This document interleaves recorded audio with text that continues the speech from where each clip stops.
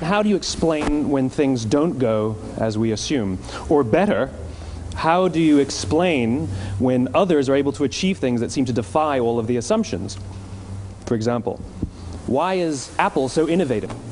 Year after year after year after year, they're more innovative than all their competition. And yet, they're just a computer company. They're just like everyone else. They have the same access to the same talent, the same agencies, the same consultants, the same media. Then why is it that they seem to have something different? Why is it that Martin Luther King led the civil rights movement? He wasn't the only man who suffered in a pre-civil rights America, and he certainly wasn't the only great orator of the day. Why him?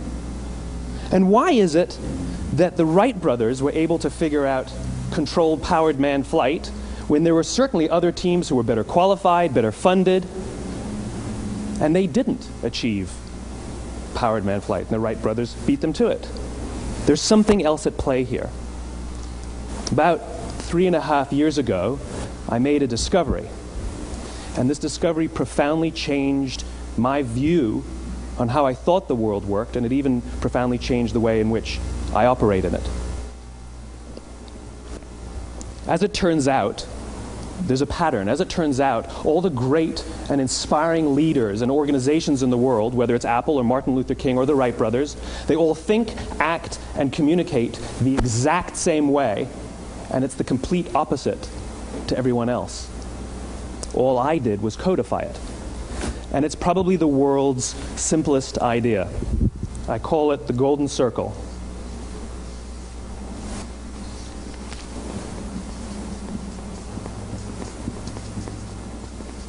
Why, how, what?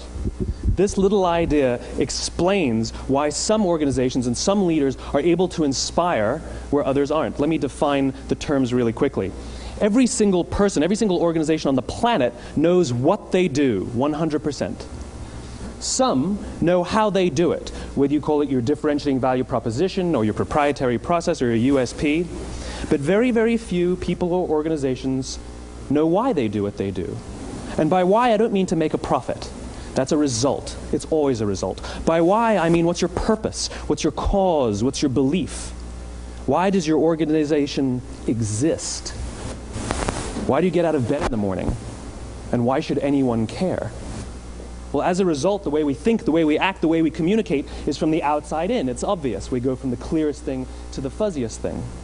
But the inspired leaders and the inspired organizations, regardless of their size, regardless of their industry, all think, act, and communicate from the inside out.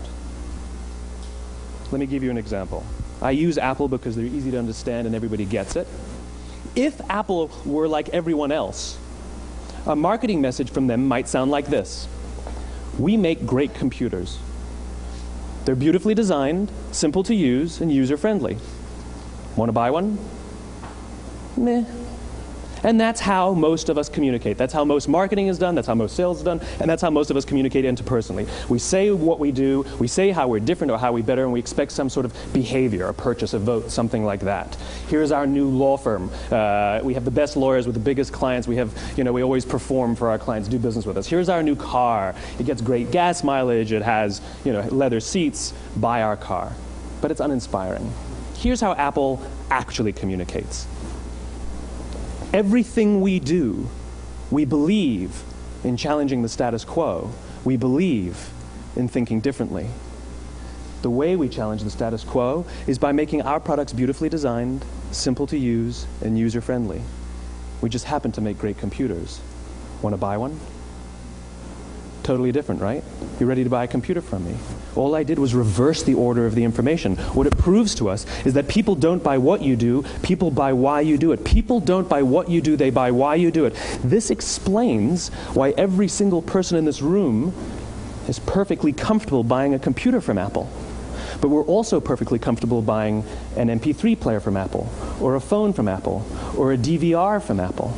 But as I said before, Apple's just a computer company. There's nothing that distinguishes them structurally from any of their competitors. Their competitors are all equally qualified to make all of these products. In fact, they tried. A few years ago, Gateway came out with flat screen TVs.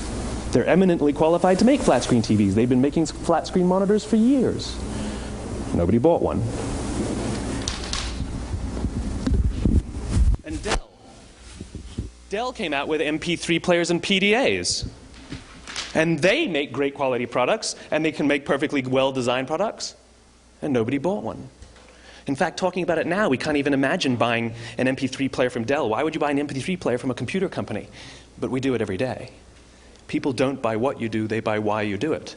The goal is not to do business with everybody who needs what you have. The goal is to do business with people who believe what you believe. Here's the best part.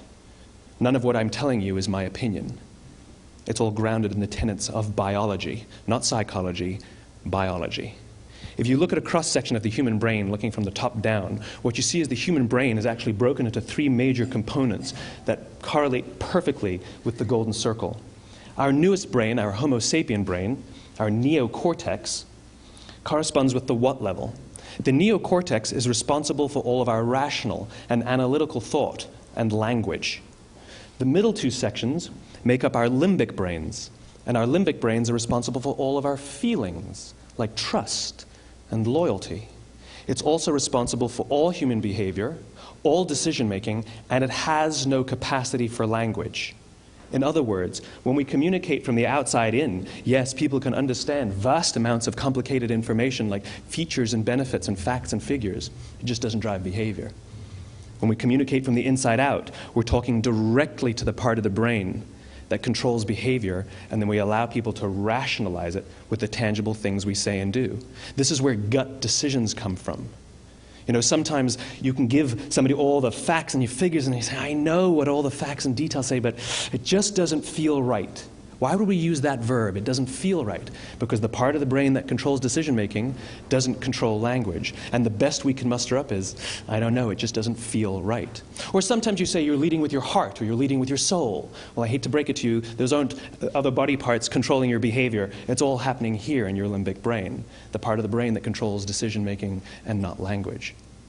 But if you don't know why you do what you do, and people respond to why you do what you do, then how will you ever get people to vote for you or buy something from you, or more importantly, be loyal and want to be a part of what it is that you do? Again, the goal is not just to sell people who need what you have. The goal is to sell to people who believe what you believe. The goal is not just to hire people who need a job.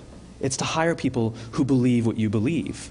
I always say that, you know, there's if you hire people just because they can do a job, they'll work for your money. But if you hire people who believe what you believe, they work for you with blood and sweat and tears.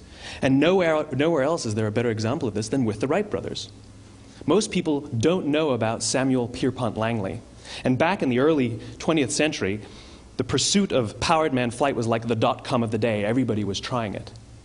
And Samuel Pierpont Langley had what we assume to be the recipe for success.